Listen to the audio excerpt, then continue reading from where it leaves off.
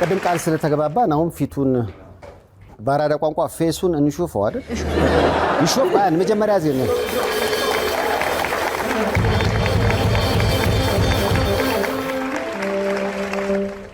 ካሁን በኋላ መንገድ ላይ ስታስቸግሩት ብያሰብኩና ታውቁት። ስንት አመት ነው እንደዚህ ፊትህ እንደበቀ የሰራኸው? እንዳልኩ በትክክል አይታወቅም። በአመት ደረጃ እስከ 5 አመት ድረስ ምን ያህል ሰዎችን አገዝክ? አላውቅም። እሱ የወቃቸው ነው። 5 አመት ማካገለገልክ ቀሪውን ደግሞ ፊቱና